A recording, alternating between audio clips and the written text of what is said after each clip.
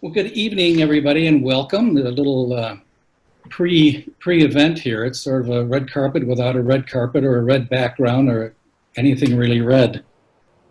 Blue was the color this year. We were kind of curious as to how you're all experiencing this quarantine we're all going through, and so we've got a couple of poll questions we thought we would throw out at you while we're waiting for things to get going here. So I'm going to launch this. It's coming up with the, well, we'll skip to the next one then. You had it. You had it. Well, it was showing me the results. There you go. Yeah, it's showing the poll in progress. So there you go. During the stay-at-home, save-at-home, my interaction with my child/children can be characterized as, you only get one choice. So go ahead and vote, and we'll tally up the results here. We're getting some in. That didn't take long, Ed. That didn't take long. Okay. We need younger people. Can I answer for Joe?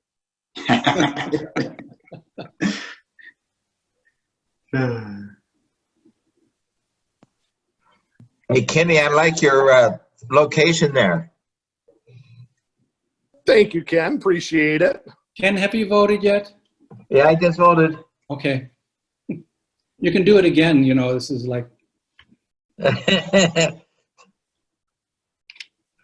I'm happy to do it again, but I don't know where to go to find it once it's disappeared. And we're getting a number of more votes in here.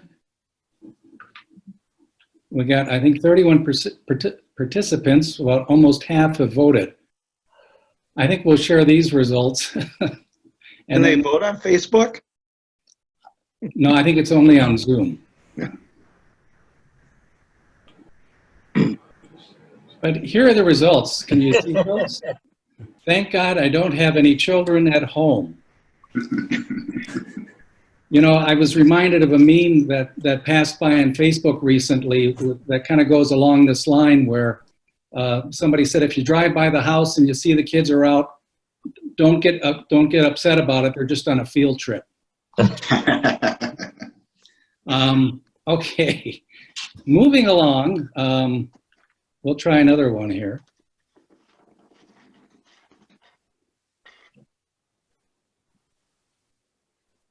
And this one is, how has your work been personally affected by the stay-at-home/safe-at-home order? So we'll launch this one and give you an opportunity to vote.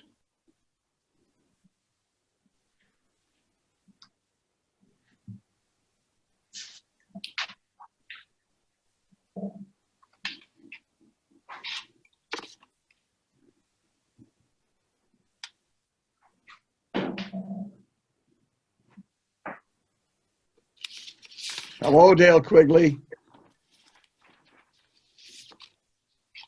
Hello. On my screen, I'm up on the top next to Kathy Hewitt. Hi, everybody. Sorry, Craig, you're in the middle of ours. Well, I know I'm a very, how do we say this, flexible person. It's like Hollywood Squares. Now, You're a very important person, sir. Hello, Hey, Tom. Craig. all of There's us Mr. are. Tom. Hi, Tom. Hey, Craig, you look like you're I-30. I-30. Huh? B-I-N. He's on my screen. He's in 5. Are you guys playing bingo? Yeah. In the middle of your survey. Yeah, we're trying. Hey, Melvie. Hey, Sean. I'm going to shut this down here and share the results with you. Hey, Ann. So Michelle. interesting. 30% of you are still working, and 30% of you are none of the above. I would follow that. It's too bad this wasn't open-ended, because I'd love to know what none of the above means. For me, it means that's what I do every day. We're retired. Retired. Faucets are retired. Well, my middle daughter is a school teacher trying to teach school over the internet, and she has 5 children from age 8 to 15 at home at the same time. Oh, wow. Bless her. So, I've been working on a Rotary grant application. What about y'all? which brings us to the next question, Pam. Are you busier with Rotary since the pandemic or less busy? Oh, more. I concur. Yeah. The meetings keep coming and the volunteer opportunities. You know, Awesome. I read recently that pandas eat typically about 12 hours a day. They continually feed 12 hours a day. And during this time of quarantine, that's about what we're doing too. And that's why it's called Exactly. I got my fat girl jeans on, just saying. Hey, Ed, it won't let us submit. It won't. Huh, it did for me. Submit is not highlighted. Wrong answer. Pick a different one. It's rigged. It's a rigged deal. Hi, Dale. Hi, Kathy. Hi, Ken Crab. Actually, I was telling people today that COVID-19's been good to me because I go to work every day, drive in, and all those jerks that are normally on the highway aren't there. Here's the results here. Well, most of us are busier with Rotary since the pandemic, which is good because it keeps us out of mischief, which is always a good thing. Who just came on the board here? Oh, hi, Peg. Hi. How are you guys? Hi, Peg. Hello, Peg. Hello, everyone. Background. That guy was White Bear Lake, former district governor. Oh. No. How are both here? Getting a feel for how people are doing with the quarantine here with a non-scientific poll. And we were talking earlier about how convenient it is to go to club meeting. A number of us were celebrating this afternoon with the Faribault Club, which was celebrating 100 years. And they did of Rotary service in their community. And they did point out that when they got started in 1920, we were dealing with a flu epidemic at that time. And now, 100 years later, we're dealing with a pandemic. And I'm glad I won't be around to find out what we're dealing with in 100 years from now when they celebrate once again. So here's the next question. How would you characterize your Zoom experience since the pandemic? And this is a multiple choice. Who's your president? Mm-hmm. So, Ed, it's interesting because I can't answer the questions. It's like I'm seeing the results come in. That's because you're a co-host. Co-host. Oh, that's It went why. away already. I couldn't even read all the answers. Not like. The question disappeared. Yep, it disappeared. Can you send it again? I'm trying. Does that work? Yep. Okay. Too many co-hosts. It won't let you select now. That's the Doesn't result. look. I'm on Zoom overload, everybody. The Zoomers were fast enough to do it. We are Zoom. Only Or one person answered that. I'm on overload. I'm definitely Well, if you like I was to the eat, person. if you like to eat I was club the one. you can join the. I had a good Zoom experience on Saturday because the district. Rotary Beer Fellowship had a global happy hour, and there were me and 127 of my best friends. Nobody's responding. Now, on this final question, I just want to point out that question 7, it can go either way. So you have to read question 7 carefully and pick the proper one. And I think this one, a single choice, but if you're into answering question 7, well, it's actually 7 and 8 now. It's sort of the same answer, but you'll see what I mean. Here goes.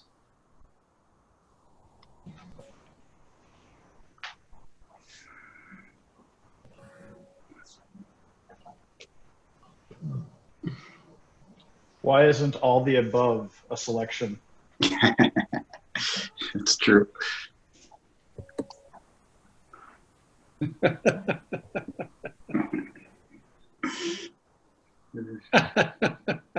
love it. there are multiple answers. But there's, He said they were the same. okay. What did that mean? Here you are.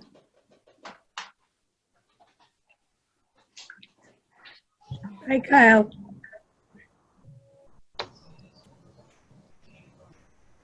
Well, as I told our club at our Zoom meeting on Tuesday, I've taken advantage of the time that I'm locked up at home to spend about 3 or 4 times a week. I look through my telephone directory and find somebody in Rotary or somebody in the business world that I haven't talked with in a while that I used to work with.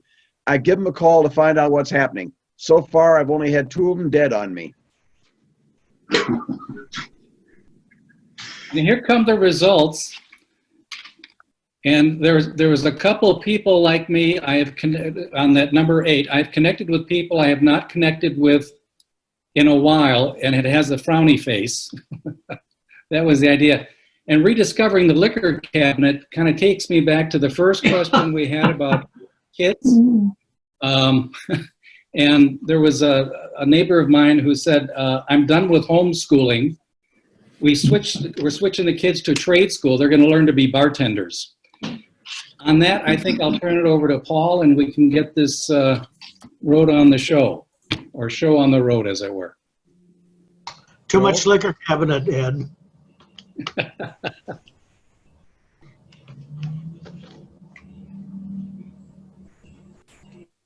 Unmute, Paul, unmute.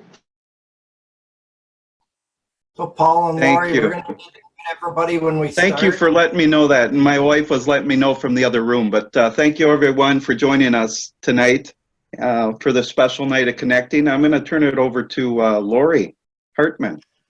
Excellent. Good evening, everyone. My name is Lori Hartman, and earlier this week, I am happy to say that I have celebrated my 29th anniversary of joining Prior Lake Rotary Club.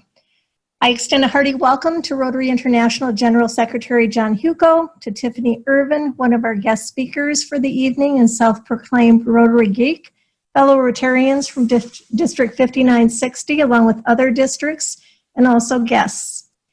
Some of you joining tonight may have already have had something booked on your calendar for Rotary. Tonight would have been the night that we culminated our planned district conference for this Rotary year. But I think, as we all know, fate had other plans for us joining us tonight, but we could not let this year pass without a celebration, because certainly there has been much to be celebrated, and we have to pay tribute to a number of people this evening. But I think we'd all agree that there is one person who is largely responsible for much of what has been accomplished, and I'm here to introduce that person, this year's District Governor, Paul Perez. On the professional front, Paul is the current Property Services Director for the Shakopee Mdewakanton Sioux community. Personally, Paul and his wife Susan have 2 grown children, Anna and Anthony. He has been a member of the Prior Lake Rotary Club for 17 years, and early on became a constant advocate for Rotary and its mission, and the many projects that are out there for us to do good in the world and locally as well. So much so, his advocacy, he inspired wife Susan 7 years ago to also become part of the Rotary family, and she also joined the Prior Lake Rotary Club at that time. An adventure the couple says changed their life forever was embarked upon 2 years ago when they traveled to India to become an active part of the polio vaccination project. It's just one example of how Rotary connects the world. I would venture to say that most who are part of tonight's gathering would agree that Paul Perez has been a key connection in making this year's Rotary very, very special, connecting us as a district and also embracing the ideals of service above self. Please join me in welcoming my friend and my fellow Prior Lake Rotarian and our current district governor, Paul Perez. Thank you so much, Lori. And Lori was the natural choice to introduce me, and I knew that. Now you know why. This is something we have not done, but necessary given the time. Besides the Zoom meeting, we're also broadcasting live on our Facebook district Facebook page. So welcome the viewers who are there. As a district, we have not done this in tandem. So there are elements that are traditional tonight, including our two speakers who were going to speak at the conference, and that's General Secretary John Hewko for Rotary International and fellow district governor classmate Tiffany Ervin. So welcome. We're also going to have our district leadership give their Rotary moments, which is a tradition within our district. But some things, other things that haven't changed is our ability to have fun, to be inspired, and to connect, even though it's virtually. And hopefully by the end of the night, you will be connected more to Rotary itself and understand how important we are, what a great organization we are, and how important we are in this moment as we're going through this.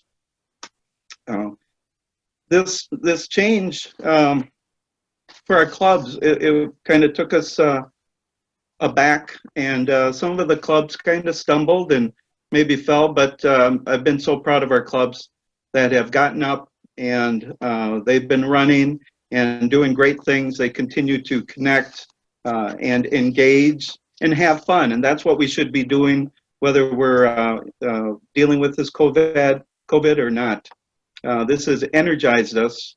It's refocused our efforts, and it's brought us together even though we are apart. We're seeing weekly meetings where with more members attending, even members we haven't seen in quite some time. We've been forced to innovate and adapt. Through that, we have grown, and we have learned that we can change, and we knew we had to. And Rotary International has said this for many years. I often look at the Rotary wheel as a symbol of hope, something that stands the test of time, and we continue to evolve and change.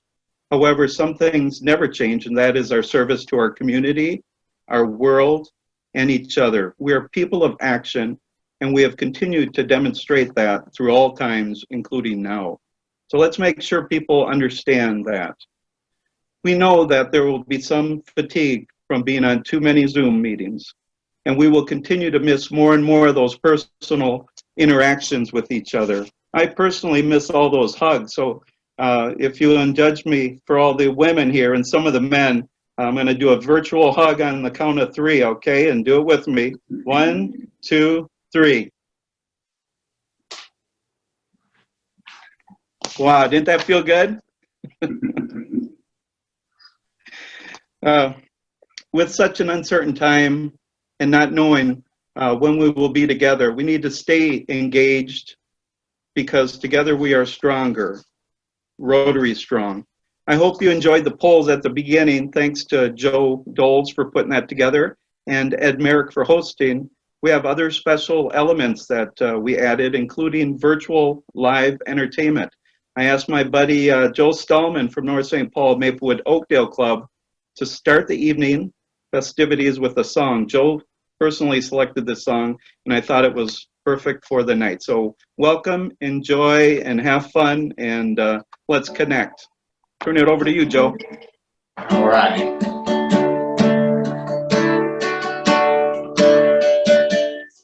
This is a song called Times Like These by the Foo Fighters, originally released in 2002, and it sounds a little different to me today.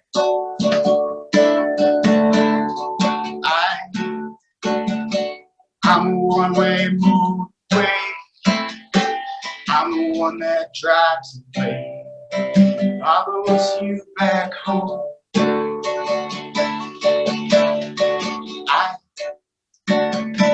I'm a street light blind, yeah. I'm a wild light blind, right? Burning off alone.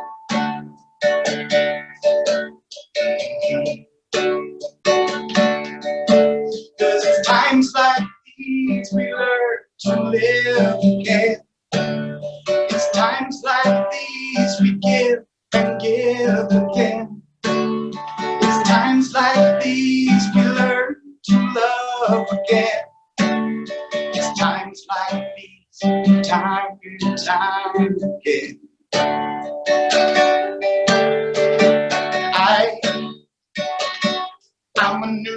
where I sit. I'm a brand new sky, and the stars are on tonight.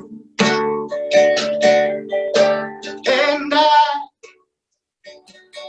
I'm a little divided. Do I stay or run away? Leave it all behind. Hey,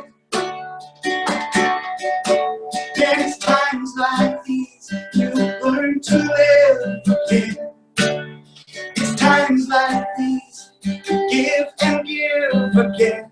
It's times like these you learn to love again. It's times like these, time and time again. It's times like these you learn to love again.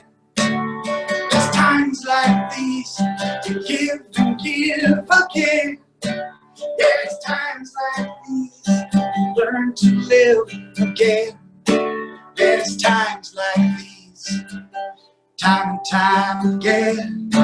It's times like these, time and time again.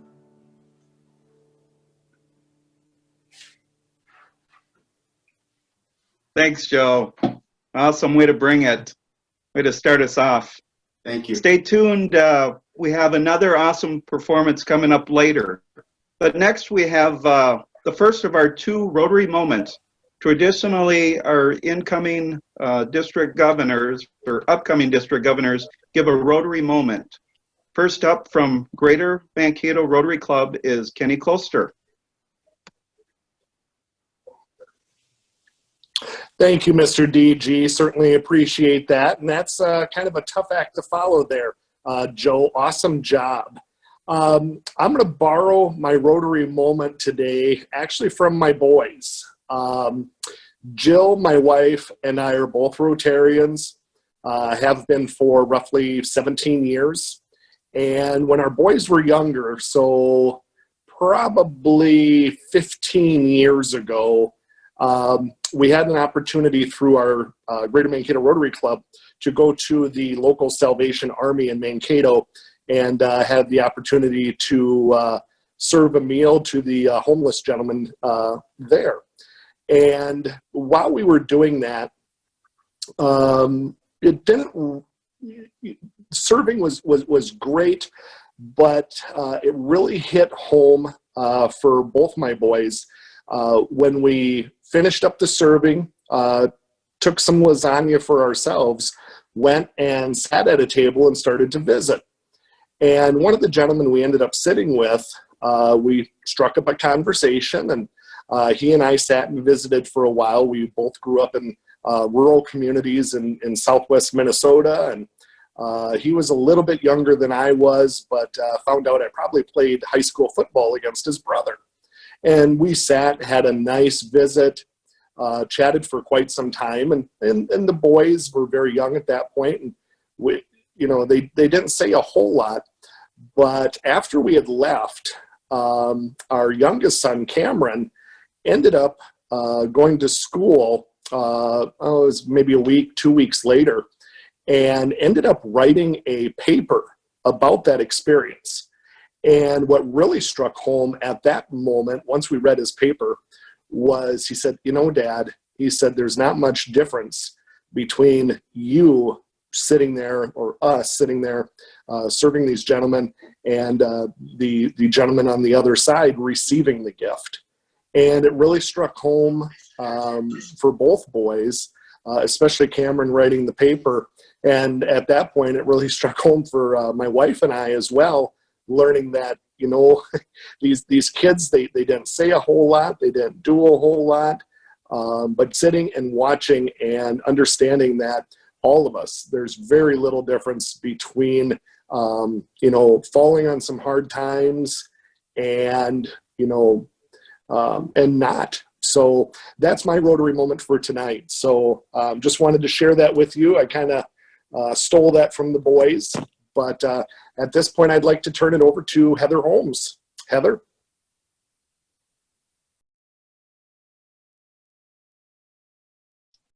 Okay, can you hear me? Have I been unmuted? Yes, you are unmuted, Heather. Can hear you. Very good. I've been on quite a few of these in the last few weeks, as many of us have, but I still don't seem to have the cadence quite down yet. But I'm really excited and honored that District Governor Paul would allow me to still be able to introduce a pretty cool Rotarian who's going to be speaking tonight. When we had Conference of Clubs, when we were going to meet in person, I was pretty excited to get to meet her in person, and I hope to still get to someday, especially after I share her bio with you. So Tiffany Ervin is with District 760, Governor for 2019-2020, and I'm going to tell you a little bit about her before we get to hear from her. So Tiffany is an award-winning keynote speaker, commercial spokesperson, sideline reporter, and television personality. She's an avid sports fan and enjoys attending games at her alma mater, the University of South Carolina, where she earned a BA in broadcast journalism in 1992. She is a solopreneur who teaches social media and operates an online boutique on eBay. She believes true happiness comes from giving back to others and is often heard saying, work is a four-letter word, but volunteer is not. She has served on the board of directors for her local Chamber of Commerce, Gamecock Club, Rotary Club, Salvation Army, and United Way Campaign Cabinet, among others. She was named Communicator of the Year for the Media Women of South Carolina in 2015. Known worldwide as the Rotary Geek, Tiffany has been on 2 international Rotary service trips, served Rotary District 760 as Public Image Chair, District Conference Chair, not once, not twice, but 3 times, Membership Chair and Assistant Governor. She is past president of the Four Seasons Rotary Club in Hendersonville, North Carolina, and a Paul Harris Fellow +2. She is also the vice president of public image for the CART Fund. Tiffany was selected to lead breakout sessions at both the 2015 and 2017 Rotary International Conventions in Brazil and Atlanta, as well as more than 125 other Rotary District conferences and seminars around the United States. She manages 3 personal websites and blogs, as well as social media accounts on every major platform, including a growing channel on YouTube. Not only does she manage all of those, but she also manages 9 different Facebook pages for various businesses and nonprofits, and also made the not so top 10 on ESPN after being run over by a football player on the sidelines during a live television broadcast in 2013. Sounds painful. I hope nothing got broken. One of my favorite things, though, is I actually got to see these shoes because she is known for her extensive shoe collection, including a personalized rhinestone pair of Rotary Geek heels. And I was really hoping that I would get to try those on at Conference of Clubs, and I'm still hoping someday I get to. So without further ado, I'd like to introduce you all to Tiffany Ervin.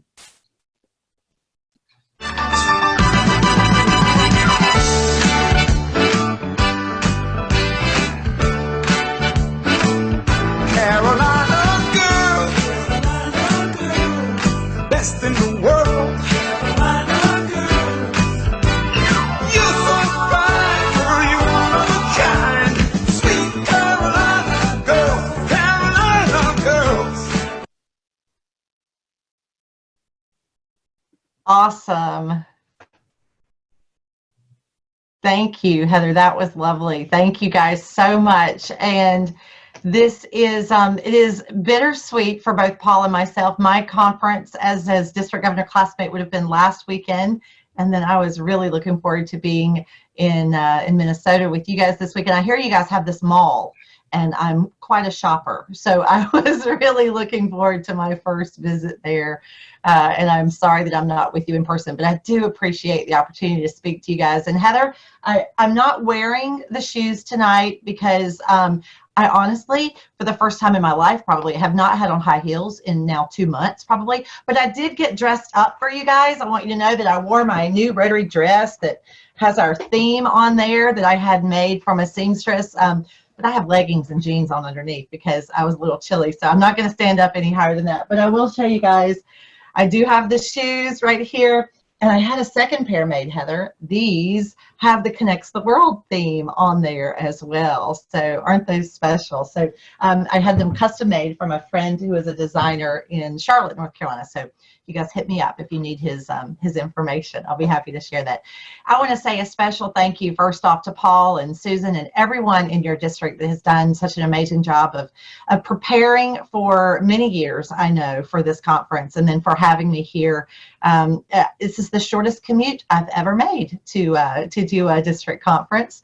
And I am just honored to be a part of it. So I want to say a very special thank you, first of all. And what an honor to share the stage with our General Secretary, John Hewko, as well. He and I spoke together at a district conference in Virginia many, many years ago. It was one of the first district conferences I spoke at several years back. And I remember asking if I could take a selfie with him because I was so excited to meet him for the very first time. So I know you guys are going to enjoy hearing from him tonight as well. So I wanted to share a couple of things with you guys tonight.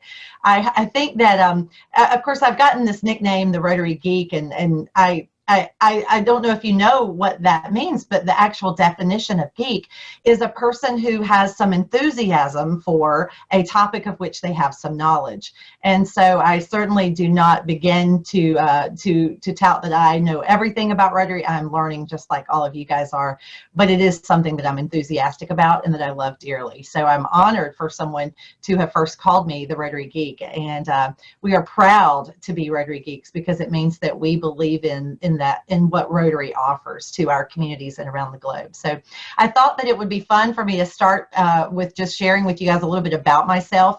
I have to say I'm usually very funny. So if I'm not tonight, we're blaming it on Zoom. Okay, we're just going to say that it is because we're not in person and I can't see all of your faces, and I wish I could. So, but I think that for you to know where I am today as this district governor, who was actually mentioned in the Rotarian magazine this month, that was really exciting for me. I'm one of 36 district governors in the world who are under the age of 50, and I'm very honored by that. But I think that for you to know how I got here, you have to know where I came from. So I'm going to share a couple of quick stories with you, 3 things in particular that really have helped shape me into the person that I am today. And the first is that I'm what they affectionately call a PK. Now, I don't know if you guys know what that is, but that means that I'm a preacher's kid. So I grew up the daughter of a Methodist minister, and that means that I had all of the great qualities that you get of having people make dinner for you and always having people that looked after you and wanted to care for you and wanted to provide for you and wanted to help mold you and shape you. And I'm really fortunate to have had that. Also, it's like living in a fishbowl a lot as well, because people expect you to be perfect. And I wasn't then and I'm not now. But I do believe I learned some really important lessons. My daddy is just an amazing man. And to this day, he's the kind of person that would pull over on the side of the road and help someone. And I think that he's a hidden Rotary geek, even though he joined the Ruritans, but we don't tell a lot of people that. So, but my daddy is a great man, and he taught me a lot of valuable lessons growing up. I don't know how many of you all, see, I'm from the South. I don't know if y'all noticed that by the way I talk or anything, but where I grew up, we actually we always had church league softball and church league basketball and things like that in our small churches. And my daddy and my mom and my brother and sister all played, but I was so much younger. My brother and sister were 10 and 12 years older than me. So I never really got to play with them. I usually just played in the dirt most of the time. But I can remember we were late getting to a game one night because my dad had a meeting. And when we walked up to the dugout, my daddy said, "Hey, Dennis, how we doing?" Dennis said, "Preacher, we're down 16-0. My daddy said, "Oh, it's going to be a long night, isn't it?" He said, "It's okay, preacher. Don't worry. We hadn't batted yet." So it was one of those situations that was a really valuable lesson for me growing up, that no matter what you're going through, it's okay. Hang in there. And my daddy will say to me, hang in there, baby. You just haven't batted yet. It's going to be okay. And so I'm really grateful for that experience. And I think that watching him when I was growing up really taught me the value of giving back to others, and it helped create the future Rotary geek that I became. Now, the second thing that influenced me growing up is also a very Southern thing, I think, is I am what they call a has-been beauty queen.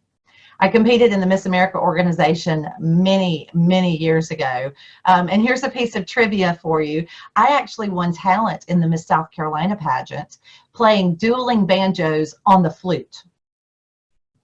Yeah, so it's on YouTube if you'd like to see it, that growing YouTube channel that Heather mentioned. You can Google Tiffany Ervin dueling banjos. It'll come right up. It was from the 1980s, but it was a great experience for me competing in that program.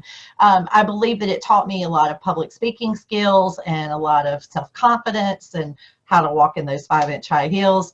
But I've heard all the little stories about us pageant girls too. So it also helped me develop a thick skin. It's not something that's gonna get my feelings hurt very easily. You know, I've heard that one about the girl in Interview. She was asked, what is your opinion of euthanasia?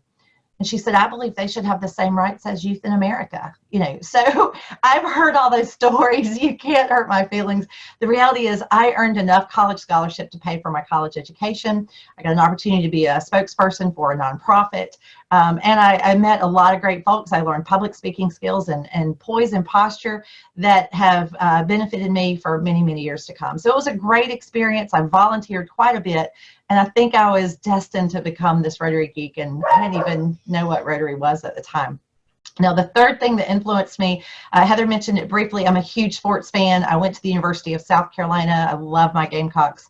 And I did get the opportunity to work as a sports reporter for many years. I still do a little bit here and there, not very much. I still do one game a year for ESPN, more of an all-star game, if you will, every Christmas. But it's been a great experience for me to get to share my alma mater, my University of South Carolina, whenever I travel. You know, it's interesting, but I get a lot of attention in airports for some reason. Maybe it's the 5-inch sparkly rhinestone heels.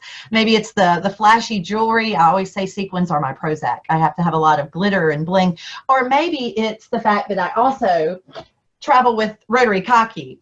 He's my mascot from the University of South Carolina, and he's usually walking through airports with me. He has lots of pins from our travels, and he's got his lei on because we were really excited about going to Honolulu, which is not happening right now, maybe one day. But so I do love my Gamecocks, and I get a chance to share that story when I travel as well. But, you know, here's the thing is I get to travel quite a bit, and I'm very grateful and very fortunate for the opportunity to share my Rotary story, because I think it's a little bit different than a lot of folks. I'm one of those people, and maybe some of you are as well, that I joined Rotary the first time because I've been in 3 clubs now in the last 17 years. The first club I joined was because someone asked me. And I'm very grateful that my friend Terry Phillips invited me to a Rotary meeting. And he actually got to come to my district governor installation last year because I live in a different district the next state over now. And so that was really exciting for me to have him there. But the second club I joined, because I moved to North Carolina, I joined because my boss told me to. And there might be some of you guys that have that same situation as well. When I moved here, my boss said, you'll join this Rotary Club when you come to town. And we all join for a different reason, but we stay for different reasons as well. For some of us, it might be social interaction. It might be fellowship. It might be networking. It might be the opportunity to serve and to give back. It might be leadership development. And so as much as things change over the years, sometimes they stay the same. So I started thinking about change in our organization. And this year, as I've been district governor, I've made a lot of changes in our district, and most of them have been well accepted. There's always a few that cause some angst for some people. And that comes with being a leader. You have to be willing to take a risk. And I always say, I don't think outside the box. To me, there is no box, but you have to be willing to take those risks and to just think broader than maybe you had before. So for me, I found a quote that I wanted to share with you. It was by Paul Harris, and he wrote once, "This is a changing world. We must be prepared to change with it. The story of Rotary will have to be written again and again." You know, the reality is, if Rotary didn't change, not only could I not be district governor, I couldn't have even been a Rotarian, because it was only a little over 30 years ago that women were even allowed to join this organization. So things do change, and that's a good thing, and we have to be able to adapt and change with it. I started for the first time a diversity, equity, and inclusion committee here in my district. That's been really important to me to focus on this past year. Has it gotten to where I would like it yet? Not yet, but I'm excited that we're going to continue to develop that over the years. I found another quote that I'll share with you. A lady named Verna Myers said, "Diversity is being invited to the party. Inclusion is being asked to dance." And to me, that speaks volumes. You know, what are we doing to be inclusive of our organization? And I know that some people think that that simply means the color of our skin, or our gender identity, or our sexual preference, or even our religion. But I want us to think bigger and broader than that, because to me, diversity, equity, and inclusion in Rotary also includes things like our vocations. You know, not everyone has to be an attorney or a banker or a hospital CEO to be invited to be in Rotary. As Heather mentioned, I own an eBay store now. I'm also a social media influencer, and I do a lot of things, keynote speaking and teaching social media. And I'm a solopreneur because I do whatever it takes to pay the mortgage. And that brings me to my other issue that I think should be a diverse, equity, and inclusion topic that we have to think about, is our financial status. I'm not going to be one of those Rotarians that can write a big check to the Rotary Foundation. I wish I could. I give my $30 a quarter so that I'm a sustaining member every year, because it's the right thing to do and because it's our Rotary Foundation. But unless I win a lottery, I'm not going to be able to write a big check and be a major donor. But we all have something different that we bring to the table, and that's what's important, is that what I bring are fundraising skills, or public speaking skills, or social media skills, or ideas, whatever the case may be. And for some of you, you might be able to balance the books, or write the bylaws, or do strategic planning, or all of those other things, or write a grant. We all have something different that we bring to the table. So it's important for us to remember that who we are is what we do with what we have. And we all have something different to offer. So I hope that you'll think about what it is that you have that you can bring to the table, and also what's missing from our table. So we think about diverse membership. It's more than your age or your race or your gender. It's also your vocation. It's also your financial status. It's also your service projects, making sure that you're not always doing a project to the exact same club every single time. I'm hoping that over the years, we'll continue to change the culture of our organizations and the language that we use, the vocabulary. For years and years, we've talked about recruitment and retention when it comes to our members. I like to think of it as attraction and engagement. If we're attracting the right kind of people to our organization and we're keeping them engaged, we won't have a retention problem. We'll have a huge growth. My background in sports, I have this theory that I'll share with you guys. I believe that we as Rotarians can learn a lot from athletic coaches. I want you to think about something for a minute. We have an organization, a university here in my district, Western Carolina University. The coach last year went 4-8, and he got a 3-year contract extension. Okay, think about that for a second. He must be doing something right. And you know what he's doing? He's attracting the right kids to his program. He's attracting the right coaches to his staff. And he's engaging not only his students, but his fans and his players and their families.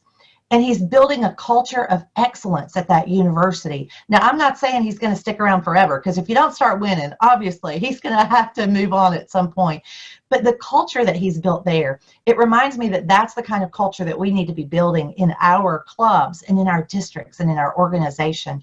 And that's something that I've worked really hard on this year. Our theme for this year in my district was exactly what Paul was saying at the beginning of this meeting. I was thrilled. I think it's something that all of our classmates have really caught on to. I said that our goals for this year were twofold. Number one, to have fun. And number two, to do some good in the world. Because I believe if we do those two things, everything else will fall into place. Somebody gave me a gift this past year right before I became governor.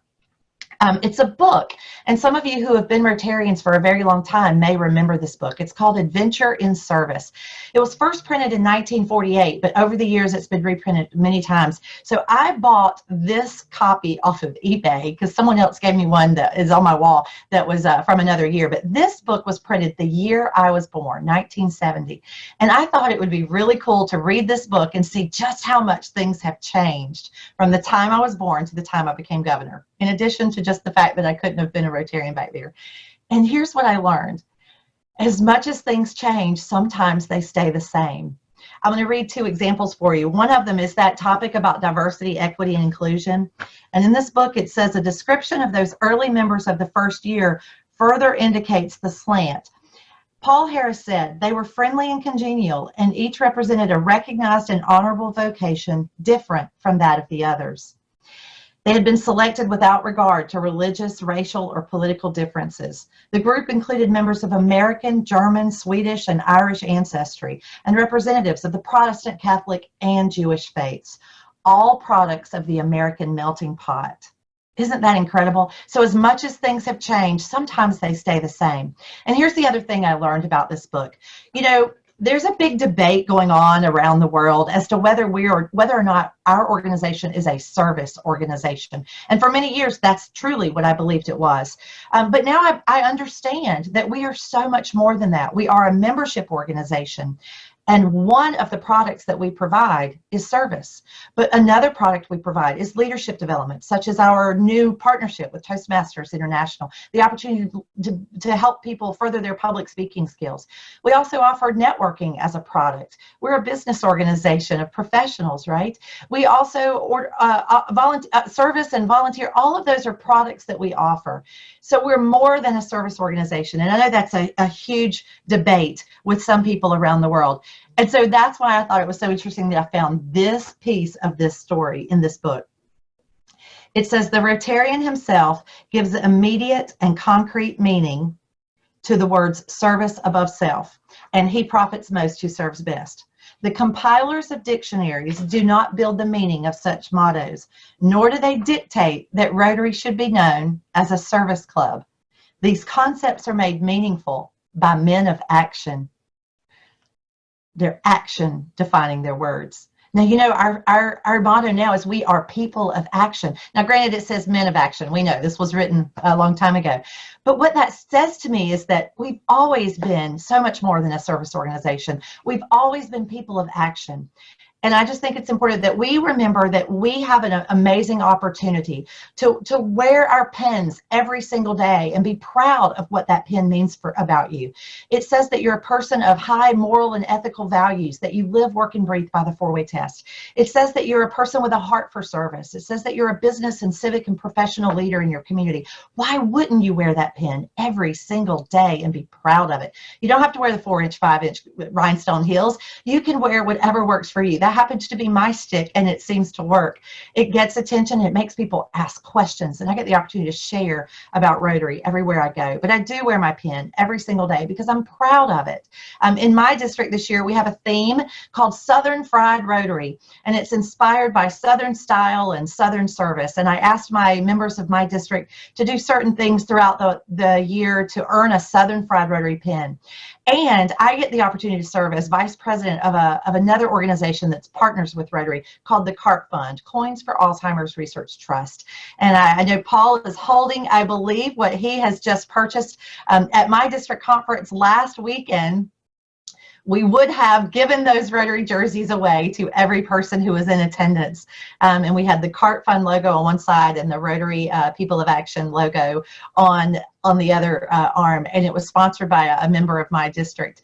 And so when we ended up with 500 of these sitting in my house, I decided to make lemonade, right? Because that's what we do. And so we turned it into a fundraiser for the CART Fund. And thank you, Paul, for buying one of those. For me, you know, CART is something I'm passionate about. It's an organization where 100% of the donors, of the dollars that are received, all go to research for Alzheimer's research, for grants. And on Tuesday of next week, we'll award another $1 million in research grants. Money that's collected at Rotary clubs all over about 23 districts, mostly on the eastern seaboard. Little buckets like this, little blue buckets is what we call them. We put them on the center of the tables and people throw their spare change into a bucket. And over the years, we've raised $9 million doing that. It's an incredible opportunity. Now, sometimes we do things other than just throw money in the buckets. And I'll give you a quick example, and then I'm going to start wrapping up because I know we have some other great speakers tonight as well. But people always say, I think outside the box. I'm telling you, there is no box. So I wanted to do a club fundraiser in my club to raise some additional money 2 years ago, 3 years now, for CART. And so everybody was doing a 5K and an 8K and a 10K, right? I don't run. If you see me running, someone's probably chasing me with a gun. So I did a 0K.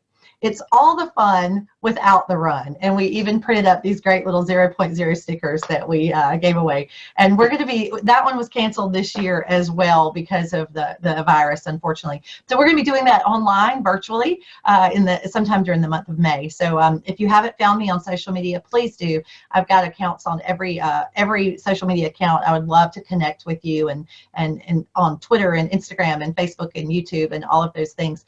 Because I really believe that each of us is here for a different reason. We all have different passions and talents and skills and things that we bring to the table. And while I may not be the person that you want doing your strategic planning, I might be the person that you want to motivate or inspire or create a fundraiser or a social media campaign.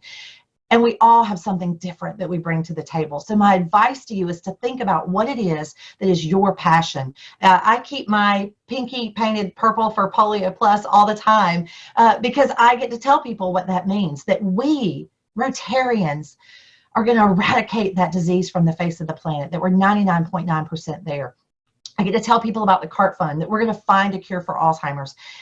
Those are things I'm passionate about, and you're passionate about something too. So my advice to you is to find your passion and make it your purpose, because we all have different skills and talents and things that we bring to the table. And you don't want me doing your books. You don't want me keeping your checkbook or doing your strategic planning, but I can bring something that someone else might not. So think about what's missing from the table at your club. Think about what you want to bring to the table. Those people that you want to engage, those members that perhaps you haven't seen now in 2 months, pick up the phone and call them, send them an email, invite them to a district meeting. My district is doing weekly Zoom meetings every Wednesday. You guys are welcome to join in on those, noon Eastern time. Remember, I'm an hour ahead of you guys. But you're welcome to join us, District 7670. We're sharing that on our Facebook page, on our website. We would love to have you join us as well, because that is exactly what Mark Maloney had in mind when he created the theme, Rotary Connects the World.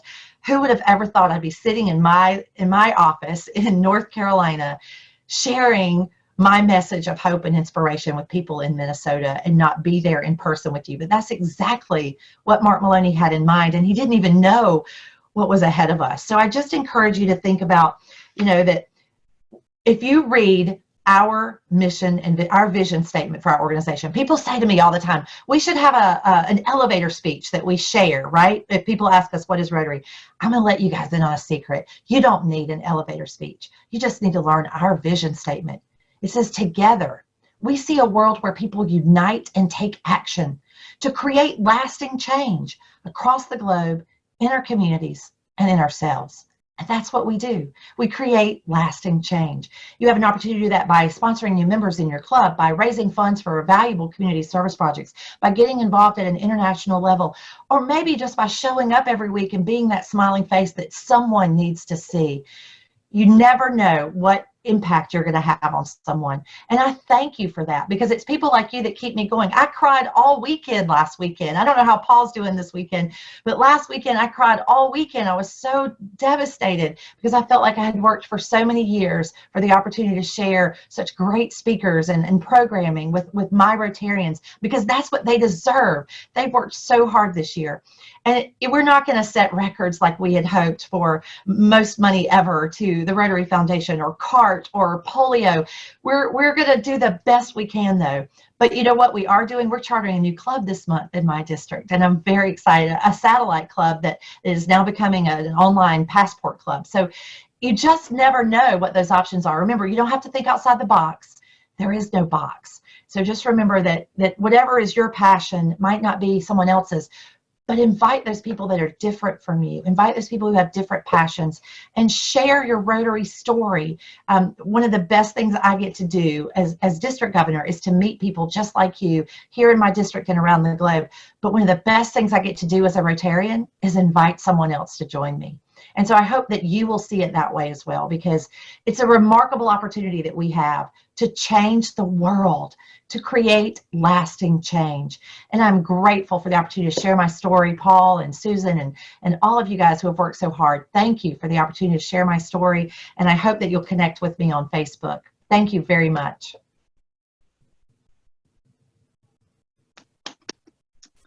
Excellent job, Tiffany, and a lot of great comments in the chat room there.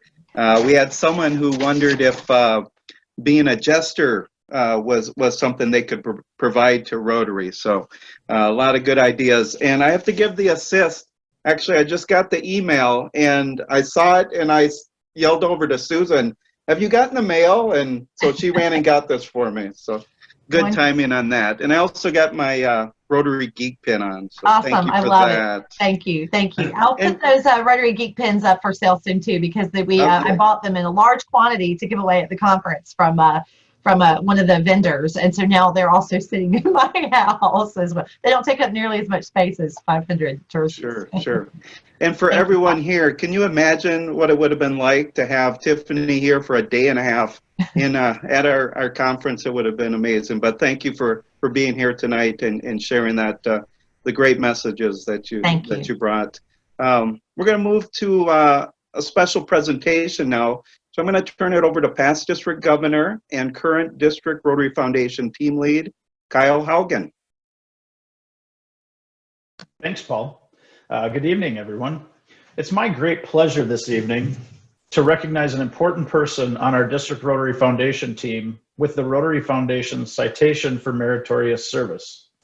The Citation for Meritorious Service honors Rotarians who have been actively involved in service related to the Rotary Foundation. And I can't think of a better person in our district that puts in more time and service to the Rotary Foundation.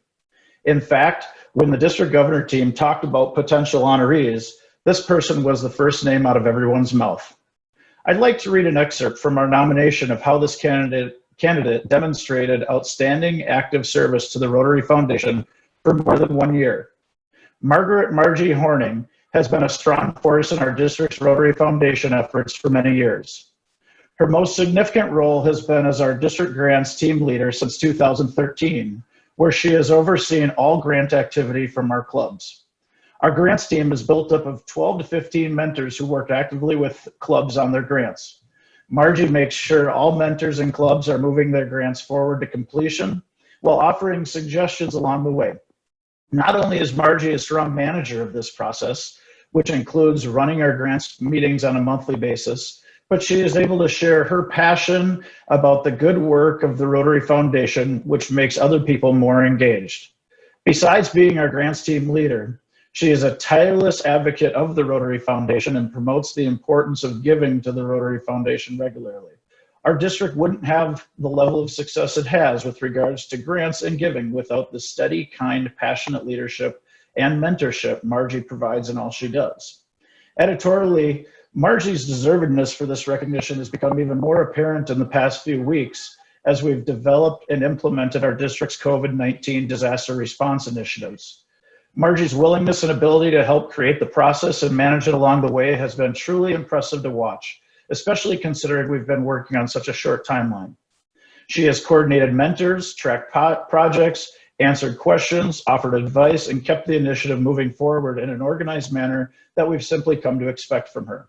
And along the way, between the disaster response planning and our work together for the grants management seminars and global grants workshops, she's had to deal with way too many conversations with me. I'm extremely proud to recognize Margie as a recipient of the Rotary Foundation's Citation for Meritorious Service, and I'm proud to call her a mentor and a friend. Margie, I'm sorry that we can't present the certificate in person, so I think Joe's going to virtually present the certificate on the screen, which says, "The trustees of the Rotary Foundation hereby bestow the citation for meritorious service on Margaret Horning in recognition of outstanding service to the Rotary Foundation and embodiment of the motto, doing good in the world. I look forward to presenting the real copy to you in person at some point in the near future." Congratulations, Margie. Wow. Thank you. But we don't do it for any kind of an award. We do it because we can change lives and do good in the world. So thank you. Thank you, Kyle, and thank you so much, Margie, for all you do. It's so well deserved, and I'm so happy for you. But you almost made me cry, and maybe there was a tear, but well deserved, and thank you. We're going to turn now the spotlight on public image, and I want to invite District Public Image co-team leads Kathy Engelsrud from St. Paul Sunrise Rotary and Sean Berry from North St. Paul Maplewood Oakdale Rotary to talk about our second annual People of Action photo contest. We are happy to see more clubs entering this year, which means more of you are comfortable on social media. We also had more entries this year, but what's great, we had 521 votes at the end, and that's more than twice as many as we had last year. Thank you for your entries. You are really catching on to this. As you remember, the voting was open to non-Rotarians. Anyone could vote. So speaking of voting, in March, we, as a public image team, and that's about 9 strong of us, we had the really challenging task of narrowing down 33 beautiful entries to these 3 finalists. So these 3 finalists obviously go on to be the Facebook People's Choice contest entries. What I want to explain quickly tonight is how very carefully the 9-member PI team takes this narrowing down finalist stage. We vote privately. We take about 24, 48 hours to really thoughtfully consider, and in this case, 33 entries for those final 3. And we use a weighted rank method. Everyone on the team votes for their top, and then their second and their third favorites. And of course, we recuse ourselves, from anything having to do with our own club or our own club submissions. Besides the cash prizes for club's use, there are cash prizes tonight. We also have lovely, as you can see, we're sporting the People of Action gold t-shirt for each of the finalists. We might even have a couple extras for extra effort. And Sean's going to tell you just a little bit more about these 33 submissions. If you didn't see these 33 terrific photos, you need to follow the district Facebook page at Rotary 5960. Please watch for a recap and a chance to view all the photo entries together coming soon on social media. By the way, as you're working in your communities with COVID grants, please send Kathy Hewitt or myself your photos. We will post them on the district homepage and in other areas. So, ta-da, drum roll. We're off to going ahead and announcing 3rd, 2nd, and 1st place. And again, I just thank you. Thank you to everyone. So our 3rd place club and winner of $100 is Roseville Rotary. The photo features Anna, a new member who's bringing a feminine hygiene supply kit that Roseville Rotary members make. This is, the setting is Ethiopia, And there's no doubt that this project helped to transform the lives and the trajectory of 400 girls' futures. Thank you so much, Roseville. Our second place club and winner of $200 is Blaine Lake. And this photo shows a project in Guatemala. The club's work included clearing ground, planting gardens, and helping to build a shelter so the women of a natural dye cooperative could work out of the rain and the hot sun. So I think by now you probably know the winner of the second annual People of Action photo contest and $300 cash prize goes directly to the club of North St. Paul, Maplewood, Oakdale. Can we show the winner? Here we are. So with our Polar Plunge superhero duo, here we have some familiar faces, Paul Perez and Joe Stallman. Thank you very much, guys. These crazy men jumped in the cold lake and earned almost $5,000, presumably for Polio Plus. Thank you so much. Thank you for everyone for supporting the photo contest. Thank you for all of your votes and your shares on social media. And we'll look forward to showing you the complete coffee table book when it's all assembled. Thanks again. Thank you. Thank you, Kathy and Sean. And thank you for everyone who participated. It's growing, and hopefully we can continue to grow it next year. So we're ready for our second Rotary moment. I'll turn it over to Hayward Area Rotarian and District Governor nominee designate, Dale Quigley. Hello.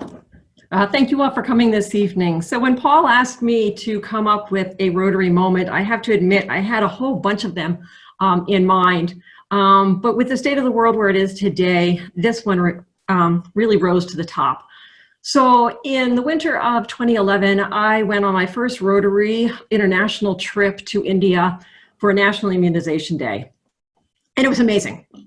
To see a country come together and immunize 145 million children under the age of 5 in 3 days seems implausible, but this is what they do twice a year. But I'll tell you the truth, that was not the most amazing thing to me on this trip to India. What was more amazing was going out and seeing what these clubs were accomplishing in their communities. We went out and saw clubs that were going into the slums and starting preschool so that those children in the slums, when they got to kindergarten, were prepared and ready. They were starting cosmetology schools so that people learn skills in henna or how to sew. It was amazing. I was shocked at the enormity of the problems they had decided that their clubs were going to undertake. And when we went into the slums, the Rotarians we were with knew the people that they were working with and for by name. They weren't handing money over to an organization and saying, please start a school. They were going in and actively doing it themselves. And I was shocked. I was impressed. I was amazed. And when I came home, I went and talked to a friend of mine who grew up in India. His family still lives there. He lives in the United States. And I said, how is it that these clubs are willing to go out and undertake problems that seem far beyond what anybody could accomplish? And he said, because they believe they can make a difference. They believe they can change the world. And I think that really stuck with me, because you have to have a dream. You have to have a dream of the way the world should work, the way it should look, what we can accomplish. But you not only have to dream it, you have to believe you can accomplish it, right? So if you dream but you don't believe, you can't accomplish anything, because you can't imagine yourself getting there. I think that's where my passion grew, because I believe the world is in a place that we can affect, that we can change, that we can turn it into the world we want to see, the world we want our children to inherit from us. And so that's my moment. We need to dream. We need to dream, and then we need to believe that we can do it, we can accomplish it, we can change the world and make it a better place. Thank you. Wonderful. Thank you, Dale. Thanks for reminding us that we need dreamers. So that brings us to why we are here virtually. The pandemic has caused us to pivot here in Rotary. All the things that we were going to do, those have kind of fallen by the wayside, and now have been replaced by the current needs of our communities. To talk about the COVID-19 response from District 5960 and its clubs is Kyle Haugen. Thanks again, Paul. As the COVID pandemic has certainly upended life as we know it, I'm pleased to be able to take a few minutes tonight to highlight how our clubs and members in District 5960 have responded to address needs in our communities. 2 weeks ago, we rolled out 2 initiatives in our district, taking advantage of opportunities the Rotary Foundation has made available. The first of these initiatives was due to a grant from the Rotary Foundation's Disaster Response Fund for $25,000. We requested that clubs submit proposals for how to use these funds to fill COVID-19 related needs in their communities. The deadline for these proposals was today, and the response was overwhelming. 32 clubs in our district submitted funds or requests for nearly $65,000, while also volunteering to contribute more than $20,000 of their own funds. The requests ranged from supporting food insecurity to providing learning access tools to children, to scholarships for childcare, to providing technical resources for mental health providers, but they all had one thing in common. This was Rotarians quickly identifying needs in their own backyards and working to solve those needs. The second initiative was developing a district-wide grant to support 3 organizations that operate more regionally and between them cover 100% of the communities in our district. This year, we had some leftover district designated funds due to the pandemic preventing some of our grants from being completed. Rather than carry these funds over to the global side to be used for international projects next year, we decided to use these funds to help support our communities in their time of need. Additionally, we asked clubs to contribute funds so we could maximize our impact. I'm pleased to share that between the DDF and club contributions, we'll be donating over $27,000 that will be split between Second Harvest Heartland and Channel One Regional Food Banks, which are the regional food banks that serve every community in our district, and the YMCA of the Greater Twin Cities. I'm so proud of these efforts that our district Rotarians have made through these initiatives. Looking at the total amount of these 2 initiatives, we are activating over $70,000 to be put into our communities in a time of great need. And this doesn't count what clubs have done on their own over the past 6 weeks. When speaking about the Rotary Foundation and all we do as Rotarians, I often talk about how everything we do leads to positive peace in our backyard and around the world. Positive peace is just not the absence of war and violence, but the fulfillment of all needs in a society. Your efforts in these initiatives over the past 2 weeks has been a great example of how we as Rotarians work to bring positive peace to the lives of people around the world. So, since this is a celebration meeting, and I see quite a few people that have a beverage around, I think it calls for a toast. So here's to you and the rest of the Rotarians in our district. Thank you for the positive peace that you create every day, and especially in these challenging times. Keep up the great work, and I'm honored to be part of the Rotary family with all of you.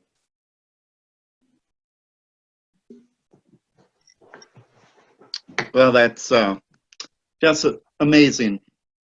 And this is why I'm so proud of this district and the clubs and what we're doing. And it's just really inspiring. And remember, I talked about being people of action and making sure people know that we're here. Our public image team is working on connecting and collaborating with the other partner organizations and how we can share the good news and make the impact the biggest possible. So thank you to that.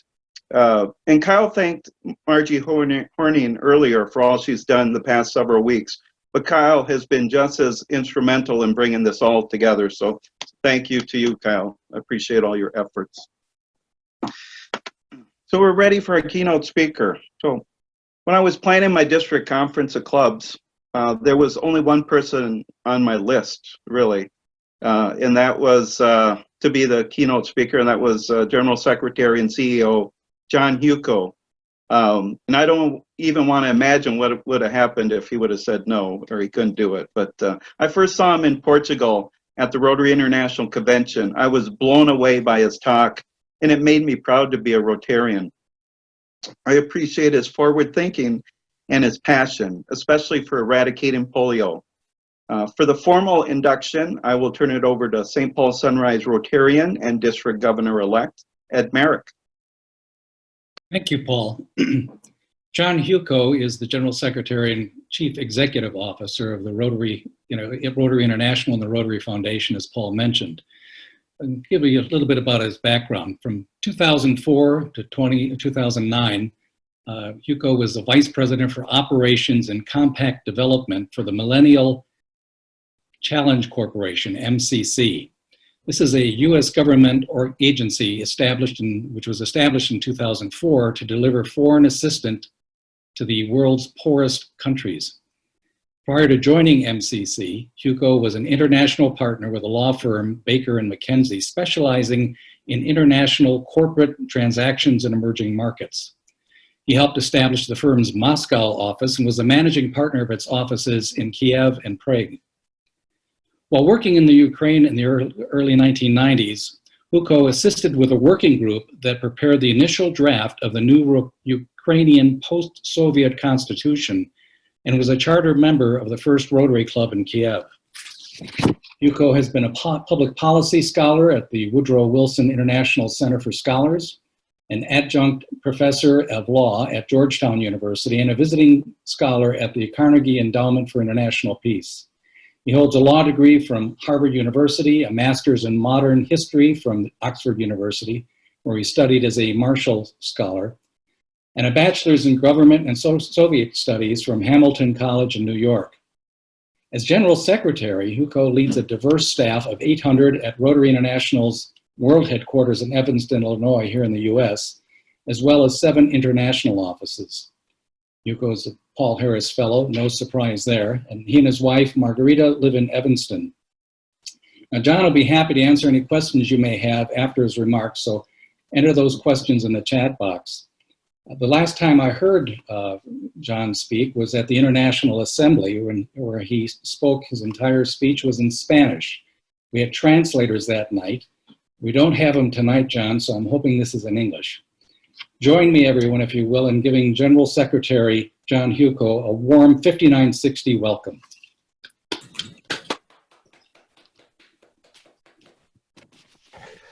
Well, thank you so much, Ed, for that overly generous welcome. Governor Paul, thank you for the invitation to join you this evening. I'm very disappointed that events turned out in a way that we weren't able to have your district conference, and I was really looking forward to coming out to your neck of the woods and being with you in person. But it is what it is, and I'm delighted that we're at least able to get together in via this new normal of these virtual meetings.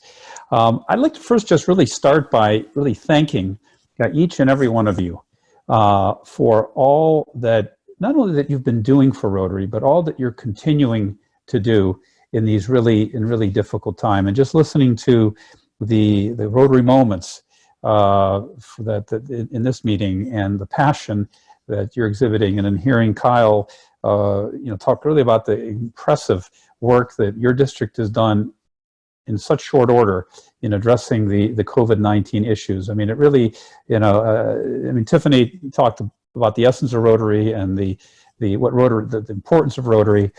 Your work and what you're doing now, and what you were doing historically, and what you are doing now and will continue to do, is really what Rotary is all about. So thank you for all that you're doing. Thank you for continuing to support your communities in these really difficult times, and for continuing to keep the Rotary spirit and movement alive through meetings such as this, through the use of virtual technology.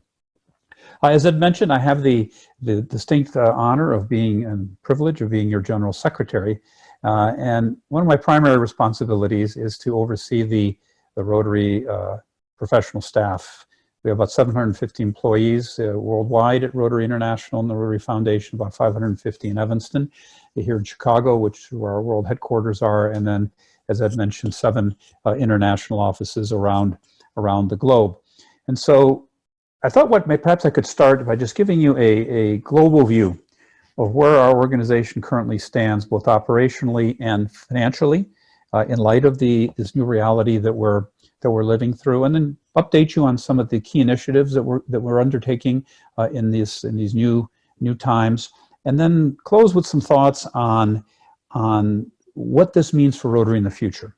What can we expect as an organization? What are some of the challenges we're going to need to overcome? And again, what does all this mean for Rotary going forward? So back in January, pretty clear to me, just reading the newspapers, that this COVID crisis was, going to sweep the globe. And when it came to the United States, we were going to, as in countries in Asia at the time, we were going to be moving to a lockdown or stay-at-home or shelter-in-place situation. So we put together a COVID task force back in early January and spent the months of January and February getting ready for the eventuality that we may need to move our entire Rotary operations, Secretariat operations, into a work-from-home online format. We sent people home for a day, all 750 employees. We sent everyone home for a day to see how it is working virtually, try to get the kinks out of the system. I'm glad we did, because we discovered a number of issues. And so when the need came to go to full work-from-home status, and we moved to that status on March 12th, well before most organizations were considering doing that, and certainly well before the governor here in Illinois declared a shelter-in-place policy. So we sent everyone home at March 12th, and one of the things I was very concerned about was just to make sure that we maximized the health and safety of our employees. And I'm very pleased to say that we've had, unfortunately, 8.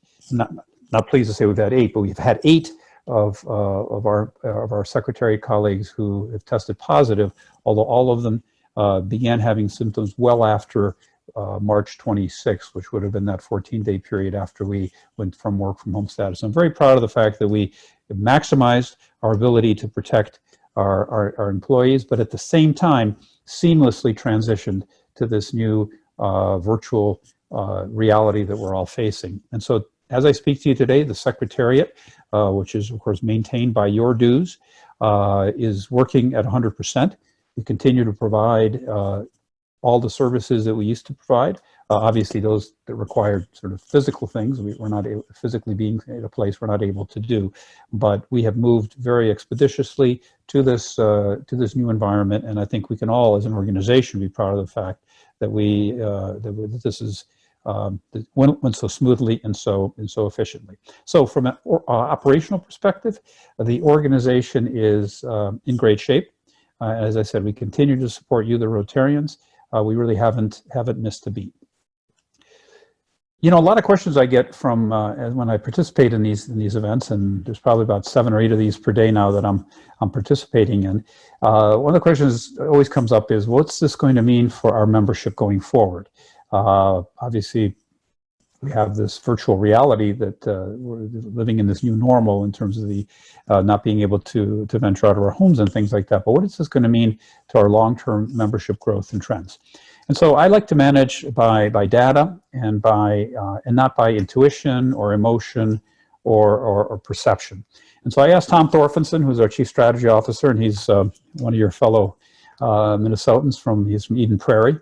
And I asked Tom, and we have a PhD statistician on staff. I said, Tom, can your team take a look at the last 115 years of data and let's try to see if we can extrapolate out using sophisticated statistical modeling what we can anticipate in terms of global membership effect on membership. And what the study shows, surprising, was that we only had 1 year in our history as an organization, that was 2 years after the Depression ended, where we saw a 5% drop in membership.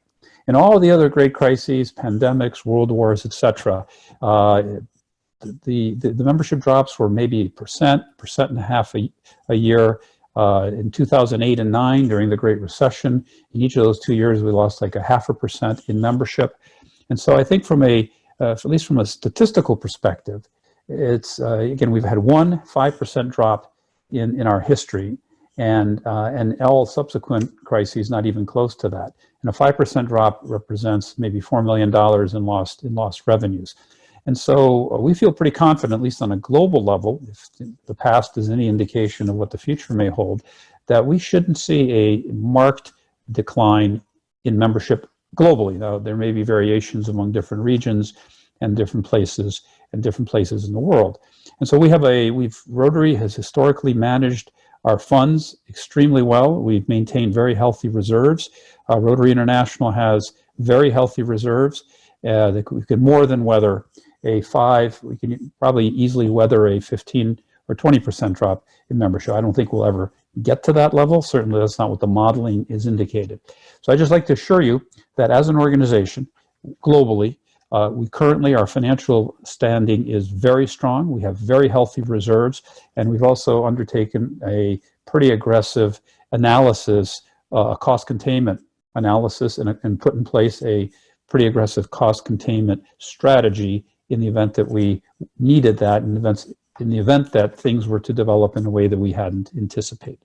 So organizationally, we are continuing to support you as before, and financially, Rotary International is on solid footing. Where we do anticipate seeing a drop-off is in giving, and the data does show that whereas membership generally doesn't suffer dramatic decreases, there are meaningful decreases that occur in giving to the annual fund. And I'll talk a little bit about fundraising and some of the challenges we're facing later on. So we're operationally strong, we're financially very strong. Disaster response. How has Rotary International responded to this COVID crisis? And again, Kyle presented really just an outstanding summary of what your district is doing, 5960. I can assure you that what you are doing is being replicated 530 some times around the world. It's just incredibly heartwarming for me to hear the stories of the incredible work that Rotarians are doing, how they have stepped up in this crisis. And so from an international level, the Rotary Foundation trustees initially established a $1 million disaster response fund. They added an additional $2 million to it, and each district has the ability to apply for a $25,000 COVID-related grant. We've received about 288 grant proposals. We've been able to fill about 114. So we still have a number of grants that are still in the queue, and we continue to raise money. We have $3 million that the foundation trustees put into the pot. And we've also raised another $1 million from DDF from districts, from cash contributions from Rotarians, and also from the convention refunds. As you may be aware, we had to unfortunately cancel the convention. It was not an easy decision to make. We will be holding a virtual convention. We're in the middle of planning that, and we're sort of the guinea pigs in the world in a way for putting together a significant, large virtual event, and we'll see how it goes. But those of you who had registered for the convention will receive full refunds, and there is an option to repurpose that refund toward the COVID fund. So that an additional $1 million came through those sources. So we've made $4 million available to the Rotary districts, and that money has now been used up. We've also received about $8 million worth of global grants in the COVID space, and we've waived the 30% international requirement for global grant applications that are COVID related. So as an organization, in the last 6 weeks, we have moved about $13 to $14 million from Rotary to the Rotary world for COVID-related activities. And I think as Kyle mentioned, this is just the tip of the iceberg. I mean, all the local fundraising that's going on, the activities that clubs and districts are doing throughout the world, the number is significantly higher. So I think we can all be very proud of how, as an organization, we've reacted to this COVID crisis. Polio. A lot of questions on polio. What's happening to the polio eradication effort? As you know, we're down to just 2 countries, Afghanistan, Pakistan, where the wild polio virus is still circulating. We're hoping very shortly to declare Africa as polio free. What the GPI, the Global Polio Eradication Initiative, has decided to do is to pause the door-to-door vaccination campaigns. Obviously, in an era of social distancing, that's not something that's feasible at this time. However, the surveillance continues, and also we've taken the polio infrastructure and we're repurposing it to assist in the COVID efforts. Very similar to what we did back during the Ebola outbreak in West Africa several years ago, where the emergency operations centers, particularly in Nigeria, were repurposed. The polio emergency operations centers were repurposed to help stop the spread of Ebola in Nigeria. So we're doing that now and repurposing the polio infrastructure for COVID. The 2-to-1 Gates match continues in force, continues in effect. So we need to, as an organization, continue our efforts to raise that $50 million so that we can ensure that we get the full $100 million match from the Gates Foundation. Rotaract. We, as an organization, have been sort of turned the corner, in my view, on our relation and sort of how we view and deal with Rotaract. 95% of Rotaractors do not become Rotarians. And so over the last few years, we've really made a concerted effort to encourage the Rotary world, to bring the Rotaractors and Rotaract clubs more closely into the Rotary family. And now Rotaract clubs are now members of the Association of Rotary Clubs. You can be a Rotaractor and a Rotarian at the same time. And so I think as we go into this new virtual space that we're going to be living in for a while, this is a space that the Rotaractors occupy easily. They live in this space, they know it, and so I would urge you to really use this as an opportunity to the extent you have an active Rotaract movement in your district, to really embrace them, work more closely with them, because now we're operating in a medium that they are very comfortable and familiar with. Let me just close with two last thoughts. One is, and I think it was mentioned in Tiffany's comments and comments that others made earlier in the program. This is really an opportunity for Rotary to take ourselves even to a higher level. And I think it's very apropos, and I think this was mentioned earlier, the theme we have for this year, Rotary Connects the World. We see now what that really means in practice. We're all locked down in our homes, and yet the connectivity among Rotarians in some ways is at an all-time high. I can't tell you how many clubs and districts I've spoken to. They've all commented, our club has, we used to get 50% members attending. We're now at 90%. We've been trying for a long time to urge clubs to be more flexible, offer different types of meeting experiences that could perhaps be more attractive to particularly a younger demographic. And it's been a tough ride. I mean, I've participated in a lot of e-club meetings, and I found them for years now, and I found them to be, very satisfying as an option to, in terms of how one might structure the meeting. So very often, necessity is the mother of innovation and invention, and this crisis has really forced our organization to think in a different way. Tiffany said there is no box, and I agree there is no box, but this has really sort of opened our eyes, I think, to the realization that there is no box, and that doing things differently doesn't necessarily have to be, but it often is very positive and leads to bigger and better things. So I'm seeing a sea change in the culture of Rotary. And again, this is a terrible tragedy that we're living through. There is no doubt about it. It's a terrible tragedy. But it also is, in my view, an opportunity for us to pivot, to begin doing things differently, to really be creative, and to really think out of the box. This is Rotary's moment. We, as an organization, in my view, were built for moments like this. 1.2 million Rotarians, 1.2 million community leaders, 1.2 million passionate advocates, 1.2 million people with a burning desire to make a difference in the world, people of action.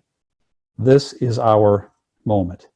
This is the moment to step up. This is the moment to truly take this extraordinary platform that we have, the platform that's probably unmatched by any other nonprofit.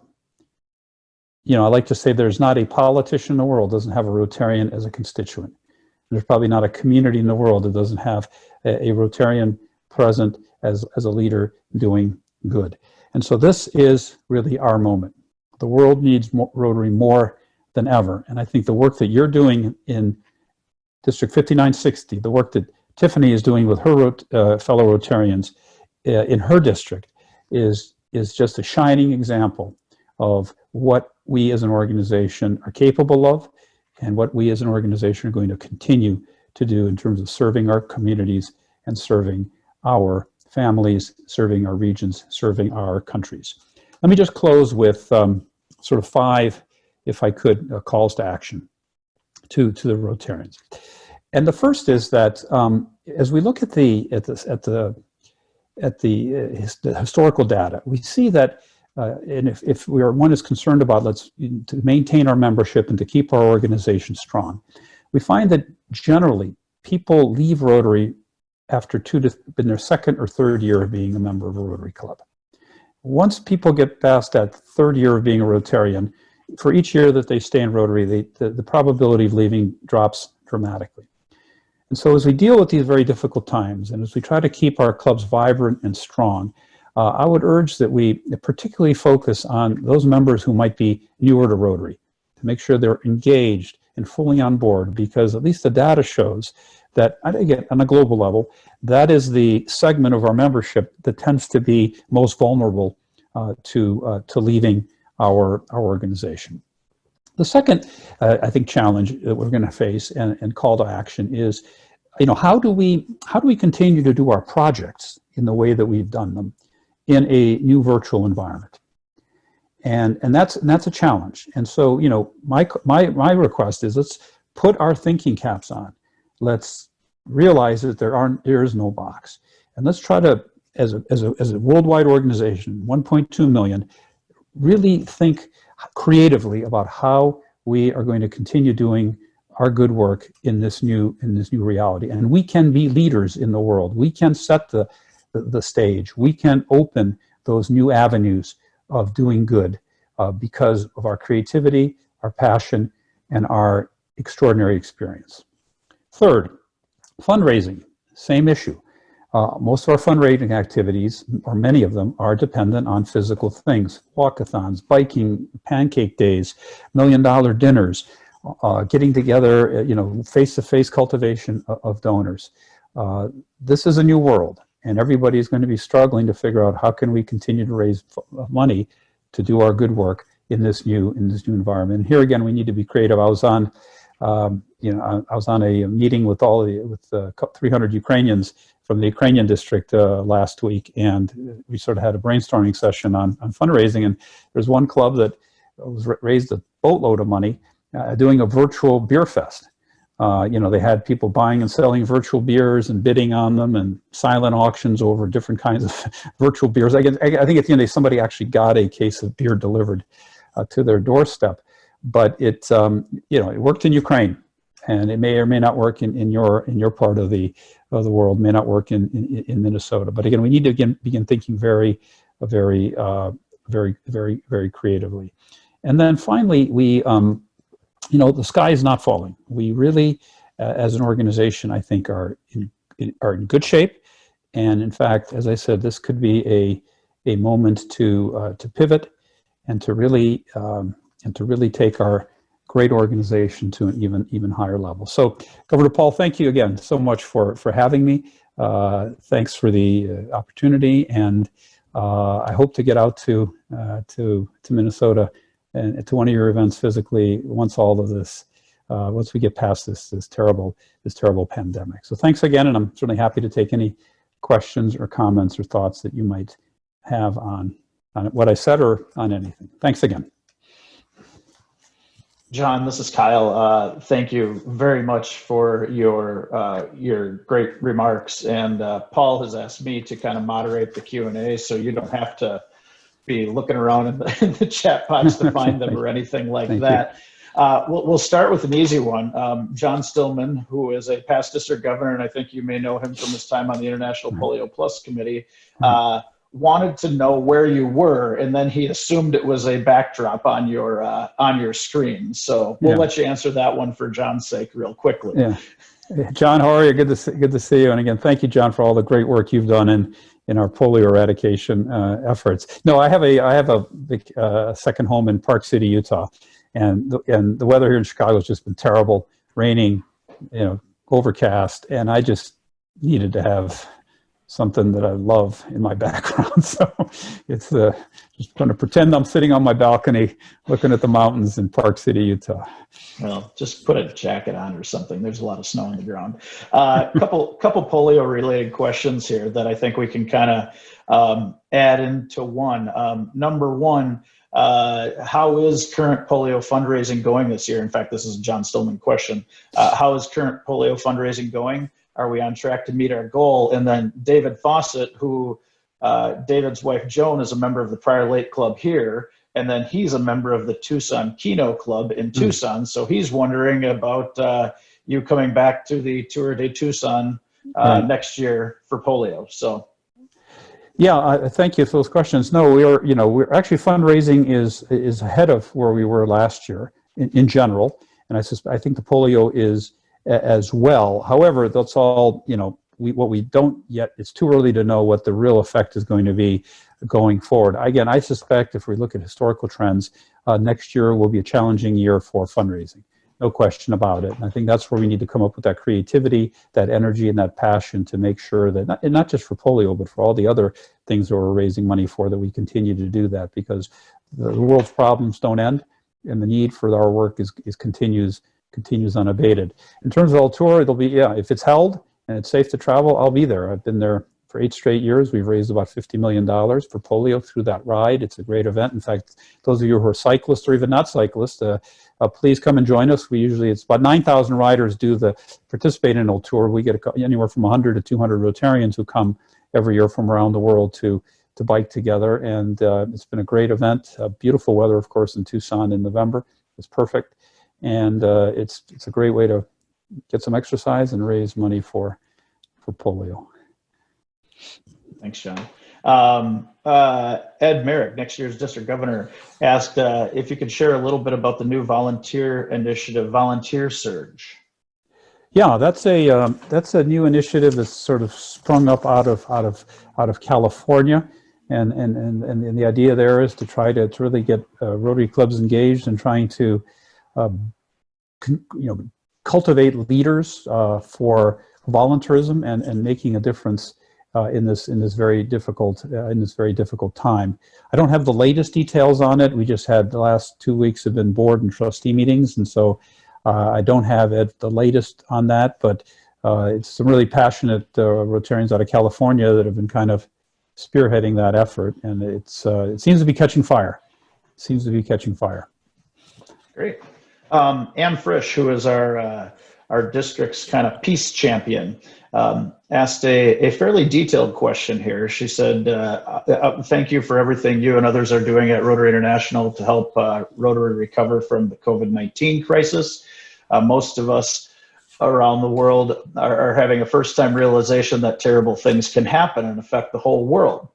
And experts tell us there are other crises looming any day that could happen with planetary consequences, and there's no emergency plan, no recovery.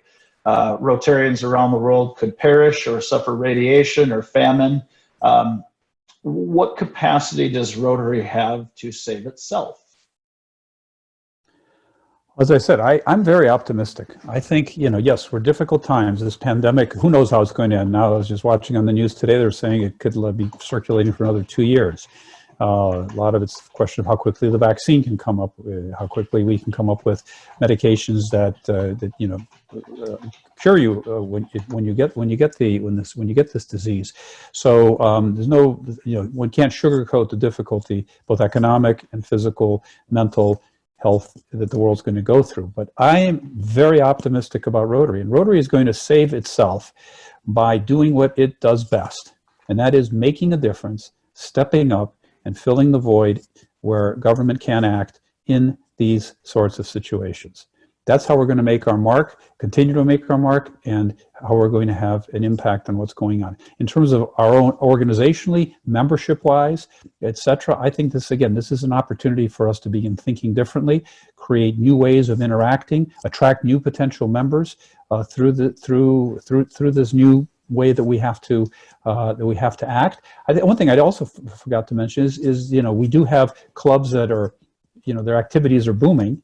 And we do, I would suspect also, however, have clubs. It may not be a factor in your district, but in other parts of the world where people aren't as technologically savvy, or the demographic of our Rotarians is such that they may struggle with technology a bit more, is, we need to identify those clubs that are not meeting and really work with them to make sure they continue to meet, that their members continue to stay engaged, because if your club doesn't meet for 3 or 4 or 5 months, I mean, that's just, you're 100% sure that club is eventually going to fold. And so I would urge the governor chain, certainly your district, to extent you have any clubs that are not, have not sort of jumped on the bandwagon, to really work with them to make sure that our membership stays engaged. So we're going to save ourselves by focusing on those things that are going to ensure member retention, and we're going to save ourselves by ensuring that we continue to do the great works. In fact, I wouldn't even say save ourselves. We will continue to grow and prosper, because I think this is in a weird sort of way a moment for us to really move to the next level as an organization. Thank you. Another question from Brad Kirscher, who's he's Rotarian, but he's kind of our Rotaract advisor for the district. And he said, our Rotaract members have energy and ideas that keep the Rotary family vibrant. They often do not have funds to pay dues to RI. As members of Rotary clubs, how can we ensure that they are engaged and feel part of the Rotary family, and lead them at a higher percentage into membership in Rotary clubs as they, and he's got this in quotes, age out of Rotaract? Obviously, there's no age limit anymore, but still when they feel too old. And I want to add to this as well. At what point do you see that Rotaract clubs may be able to sponsor grants, either district grants or global grants themselves? Right. Yeah, the second part I'll answer first. The trustees are looking at that issue.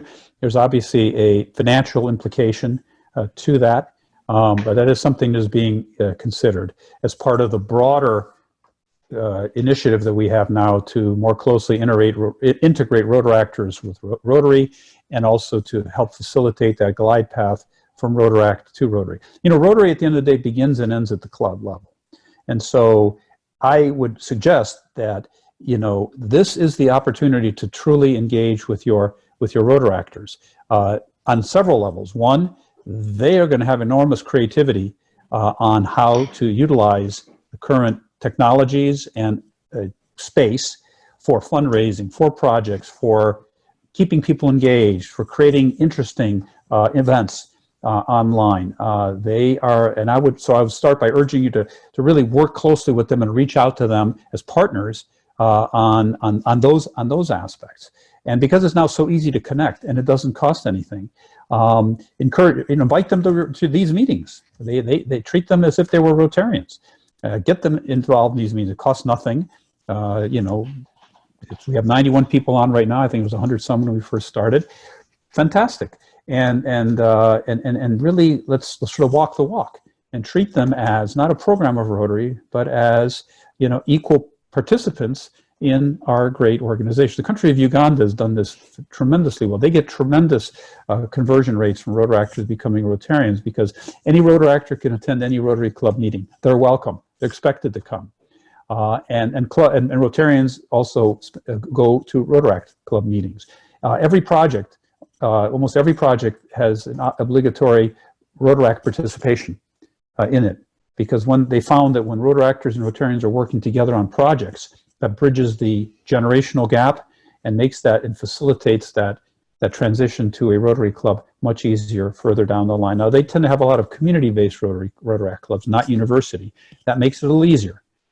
I don't know what this was like in your district, but it really does begin and end with you. To reach out, begin working with them, and let's take advantage of this opportunity to really bring our Rotaractors even closer and even more into the fold. Thanks, John. And two ways that we do that here, and this is somewhat for your knowledge and somewhat for everybody on the call as well. And Brad Kirscher just put a message in that our Twin Cities Rotaract Club did do one of our COVID response grants, and they've done several district grants over the years, and the St. Paul Rotary Club partners with them to be kind of that club that is the official sponsor while the Twin Cities Rotaract does all the work.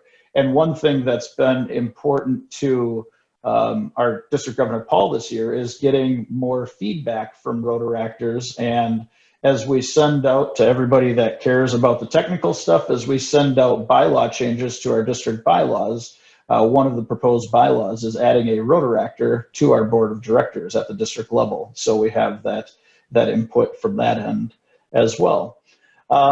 Another question from Dr. Ashok Patel, who is working hard down at the Mayo Clinic these days in Rochester. He said, Mr. Hewko, thank you for your action items.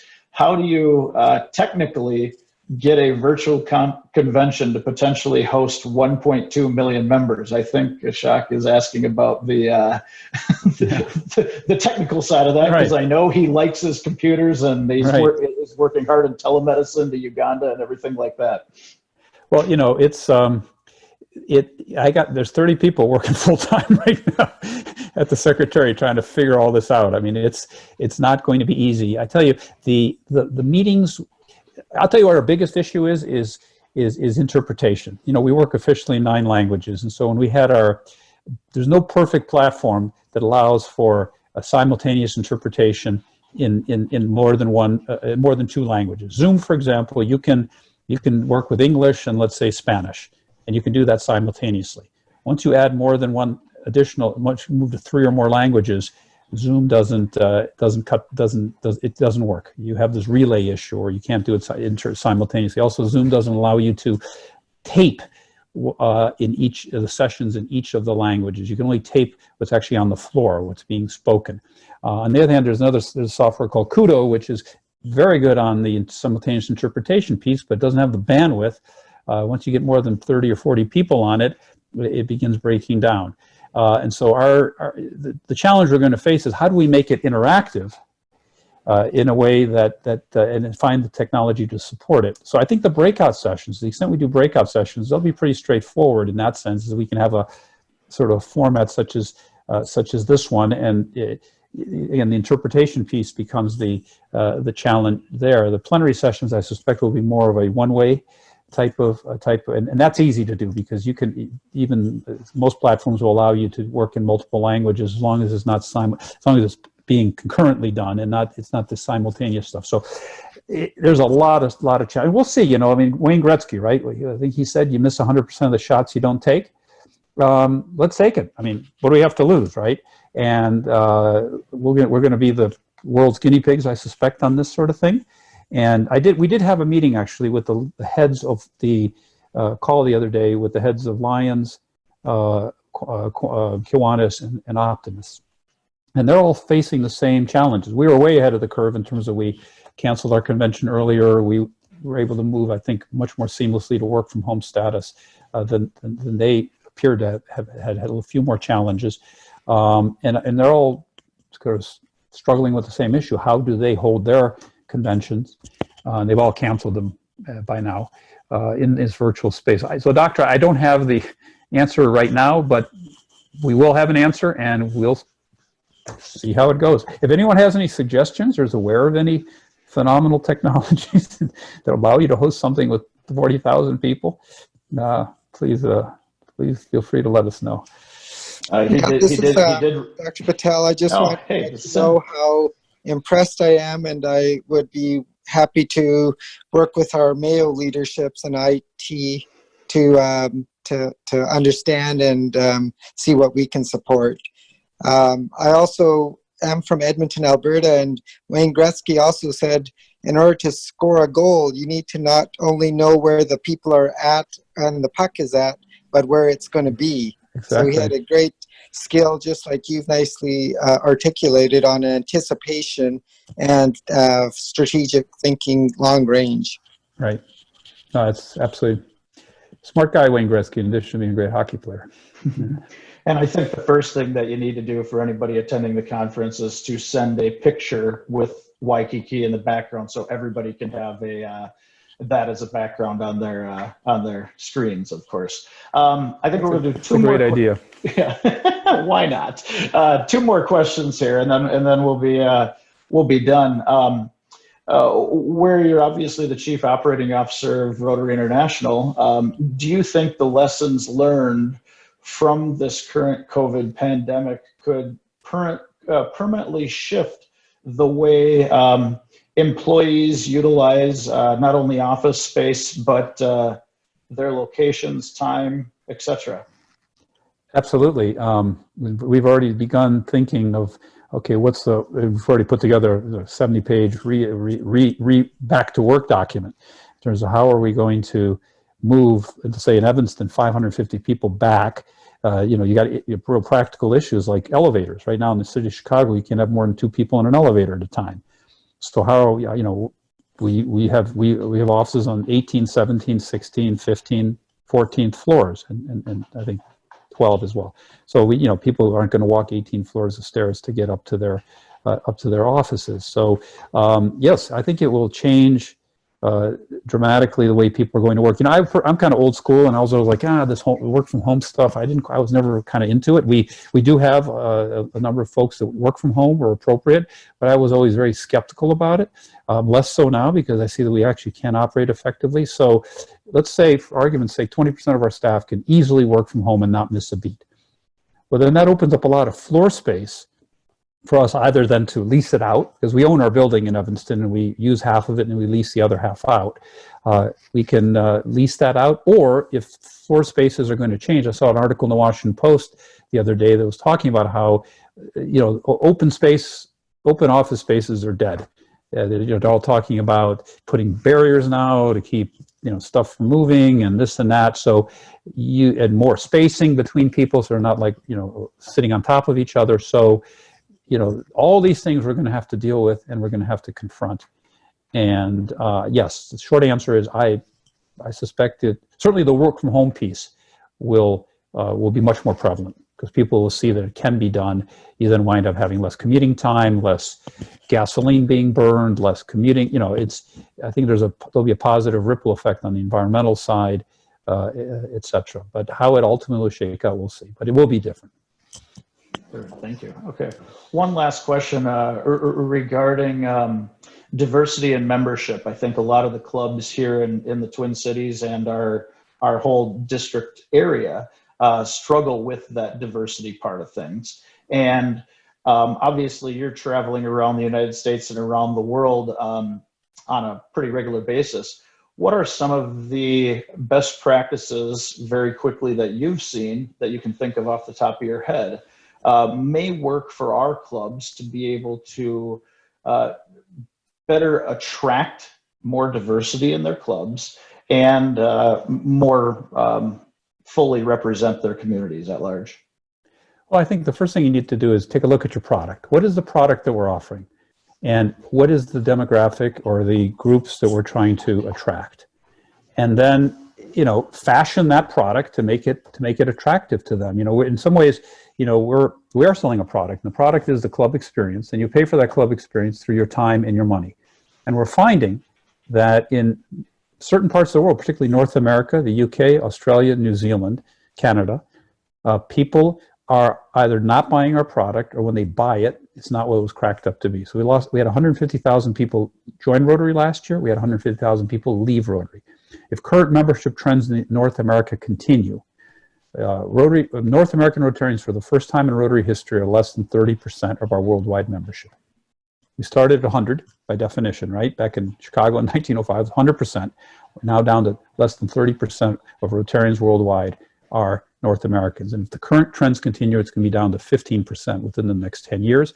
More than 50% of our Rotarians will come from Asia. And that's great. But we need to grow Rotary everywhere. And so whether you're trying to get a more diverse club, whether you're trying to just increase membership, period, it seems to me it's all about what's the product you're offering and how do you make that product attractive to the demographic that you're trying to reach. There's one club that was very interesting. It was in what was it called? Something timber crossing or something in Texas, cross timbers. And they pulled together 200 people from the local community and said, come for a free wine and cheese, free beer, or whatever. And they had a whiteboard up there and said, if you guys were to join a Rotary club, what would that club look like? What would be the characteristics that would make that club interesting for you that you'd want to join? And they spent an hour and a half sort of whiteboarding this whole thing. And in the end, the moderator said, okay, this is our new club, and this is the way it's going to operate. How many of you would join this club? And almost all of them put up their hands.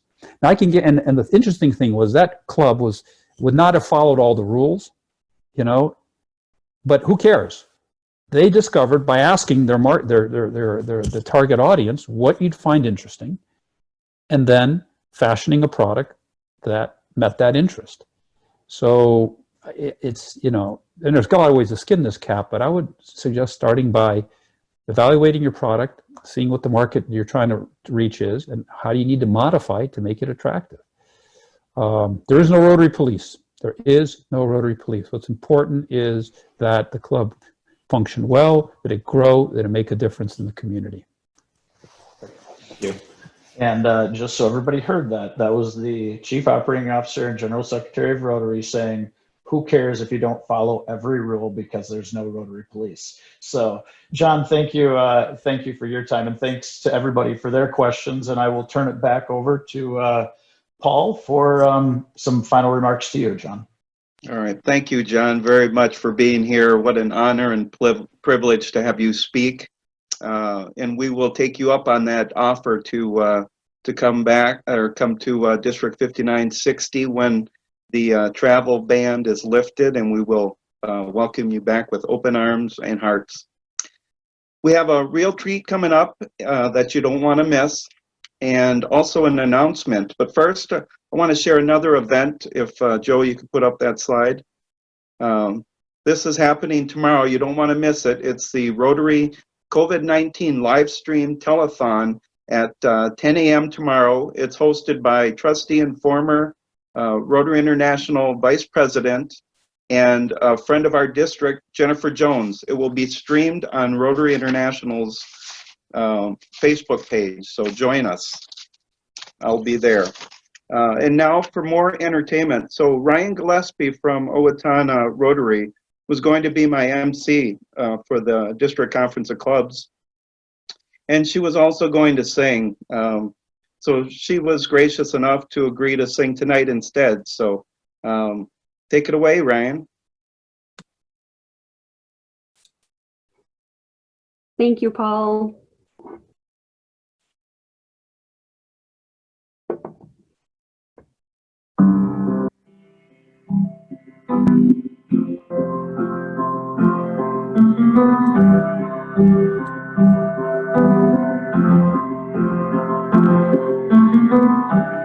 Imagine there's no heaven.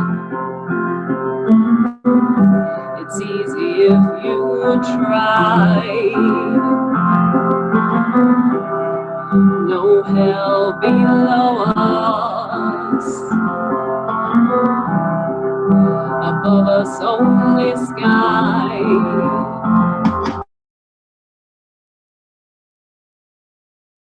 Oh,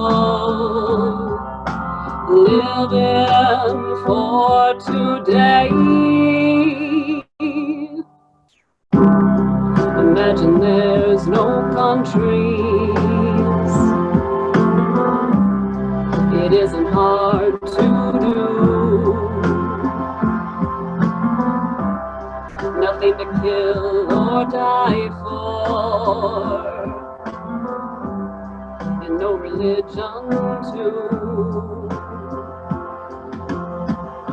Imagine all the people living life in peace. You may say I'm a dreamer, but I'm not the only one. I hope someday you'll join us, and the world will be as one. Imagine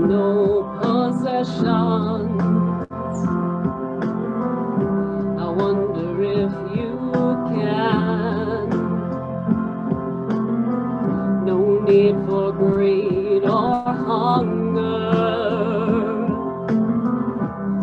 a brotherhood of man.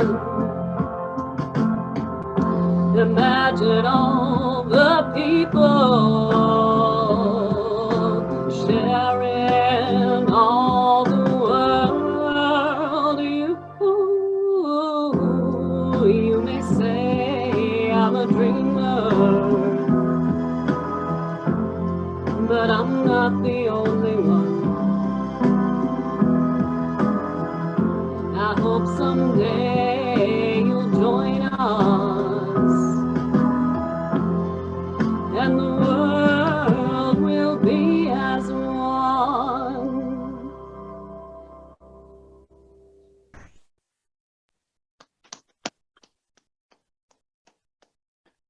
Beautiful job, Ryan. Thank you so much. A perfect performance and a perfect song.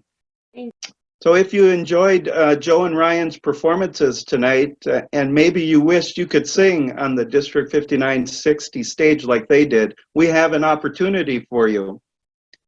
We can put that up there. All right, on May 28th, Ryan and Joe will co-host our first ever District 5960 open mic.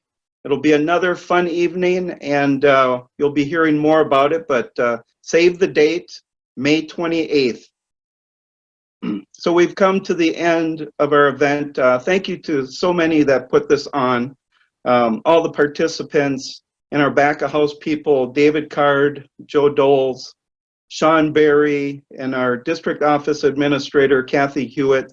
Thanks for all you did to make this success. I wanted to end with a fitting quote from FDR, who was a polio survivor.